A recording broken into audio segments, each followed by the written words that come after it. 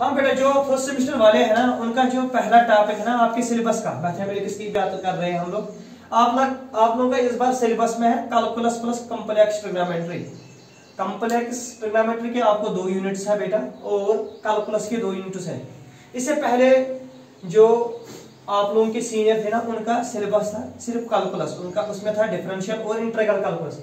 लेकिन from 2020 batch का जो था ना सिलेबस चेंज हुआ। इसमें आपको कैलकुलस के 2 यूनिट्स और कॉम्प्लेक्स ट्रिग्नोमेट्री के 2 यूनिट्स और ट्यूटोरियल 2 यूनिट्स, ठीक है। तो बेटा हम लोगों का जो पहला टॉपिक है आपके सिलेबस का, दैट इज लिमिट्स।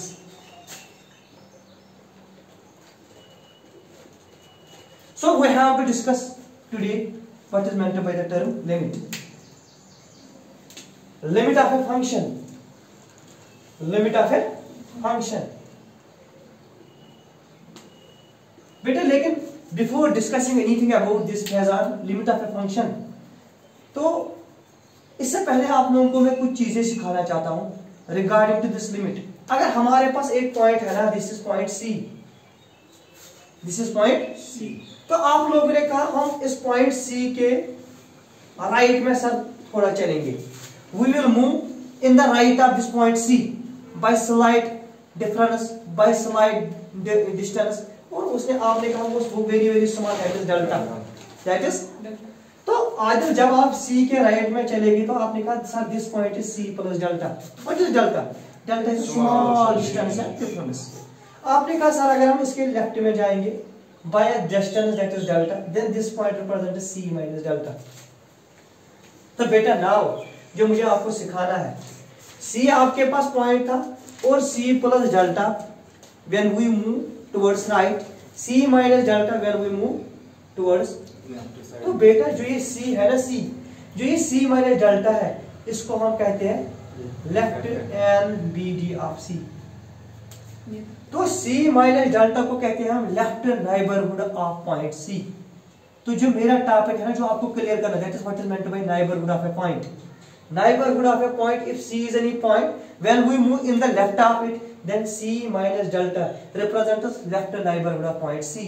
and बेटा जो ये c प्लस डेल्टा है ना, आपके अंदाज से आप क्या होगा ये वेरी गुड। आप लोगों ने कहा sir this is called right neighbourhood of point c। बेटा क्लियर? तो बेटा c minus delta this is left neighbourhood, and c plus delta this is right neighbourhood. Now question arises, the open interval c minus delta comma c, what is this? c minus delta comma c, left deleted, this is called a left deleted neighborhood of point c, this is called left deleted NVD, है ना। तो मुझे बताना अगर हम लिखेंगे c comma c plus d, this is called right deleted neighborhood of point c, point C. और बेटा अब जो ये c minus delta comma c plus delta, what is this called? c minus delta comma c plus delta, this is called neighbourhood of point c। c minus delta comma c plus delta है ना Faizan, this is called neighbourhood of a point. तो बेटा अगर आपको वहां exam में पूछा गया what is meant by neighbourhood of a point c, तो आप लोग सिंपली कहेंगे if c is any points and delta is a very very small positive change, then the open interval c minus delta c plus delta, this represents neighborhood of c, and c minus delta comma c plus delta, इसमें मैं exclude करूंगा point c, this is called deleted neighborhood of a point c, this term is called deleted, हाँ deleted neighborhood of point c। बेटा clear? जो ये deleted neighbourhood of point C है ना, आपने कहा ना it is actually c minus delta, c minus comma c, इसका यूनियन लेंगे हम c plus delta comma c के साथ, this is called what we called deleted neighbourhood of point, deleted neighbourhood of point c, ठीक है। तो this was all about c minus delta c plus delta. आपने कहा c is actually point, c plus delta is called right neighbourhood, c minus delta is called left neighborhood, and c minus delta c plus delta whole open, this is called neighborhood of a point c। और अगर sir हम इसमें c को exclude करेंगे, this is called आदिम deleted neighborhood of a point c। Now after discussing this neighbourhood of a point, आप लोगों को अब डिस्कस करना है limit of a function. Limit of a बेटा जो ये ना limit of a function, this we can say if f x is any function, हम कहेंगे इसका जो लिमिटिंग वैल्यू है that is L at a point C, at a point C. तो इस फ्रेज को हम कैसे लिखेंगे? If f x is a function and L is it's limit at a point C. Whenever we define, we are defining point at limit at a point. तो इस phrase को हम लिख सकते हैं बेटा like this, limit x approaches to C, f(x) is equal to L. Now question arises, what is meant by this phrase limit x tends to C, f(x) is equal to L? जो आप लोगों ने अपने 11th और 12th class में पढ़ा ना, आपके टीचर्स यही कह रहे थे ना, if f(x) is any function then L is called its target or limit of a function at a point C if limit x tends to C, f(x) is equal to L. ये कहते हैं ना। लेकिन बेटा what is meant by this phrase limit x tends to C, f(x) is equal to L? इसका मतलब है बेटा this, अगर हमारे पास कोई फंक्शन है f(x), इसका लिमिट L होगा at a point C, x is equal to C, if for any epsilon positive there exists delta positive such that, अगर हम कोई एप्सिलॉन पॉजिटिव लेंगे very very small, there exist delta positive size that बेटा जो ये f(x) minus L, जो f(x) और l के दरमियान डिस्टेंस है that is very very small less than epsilon for all x minus c less than x minus c less than delta. This is what we call limit x approaches to c, f(x) is equal to l। तो बेटा हम लोग कहेंगे f(x) approaches to l at a point x equal to c if for any epsilon positive there exists delta positive such that f(x) minus L is less than epsilon for all x minus c less than delta। और इस बार आप लोग exam में देखेंगे because now you are in first semester, आप लोगों को वहां आएगा question find the limit of the function by making use of definition that is epsilon delta definition या simply by definition that is f(x) minus L is less than epsilon for all x minus c is less than delta। Now आप लोगों का question ये होगा sir ये f(x) minus L less than epsilon x plus L, इसका मतलब क्या है? इसका मतलब ये है बेटा ये f(x) है ना function, it belongs to L minus epsilon comma L plus epsilon. और जो बेटा ये है ना ये x belongs to C minus delta C plus delta, क्योंकि f(x) minus L is less than epsilon, जब मॉड होगा ना तो उसकी दो वैल्यू है। तो आपने कहा यहाँ पर थोड़ा कंसंट्रेट करना इस पॉइंट पे, आ जाओ f(x) माइनस L है ना लेस देन एप्सिलॉन। आपने कहा सर अगर हमारे पास मॉड x है ना इसकी दो वैल्यू है 1 और -1, ये तब जब x ग्रेटर और इक्वल टू 0, ये तब जब x लेस देन 0 है ना, तो इसलिए हम लिखते हैं -1 लेस और equal to x, x less और इक्वल टू 1। तो यहाँ पर f(x) minus L क्या है? Less than epsilon. तो आपने कहा it is minus epsilon less than f(x) minus L is less than f(x) plus L है ना। अब आपने इस L को यहाँ शिफ्ट किया, आपने कहा ये बनेगा L minus epsilon less than f(x) is less then L plus epsilon, ये कहा ना आपने। This is what called limit of a function। बेटा सभी को क्लियर? तो क्या कहा आपने?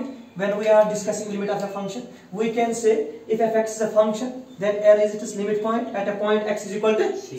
If for any epsilon positive, there exists such that f(x) minus L is less than for all x minus C less than delta. This is called epsilon delta definition of limit of a function। तो इस पे मैं एक question दिखाऊंगा आप लोगों को so that you will get the things। तो before going on this theorem of this limits, तो आप लोग एक क्वेश्चन देखो बेटा से आप लोगों को वहां पूछा गया, ऐसा क्वेश्चन आएगा आपको,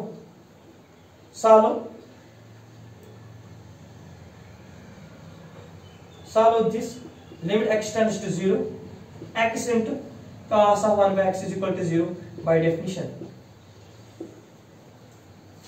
limit x approach to 0 x cos of 1 by x equal to 0 by definition. अब ये डेफिनेशन क्या है?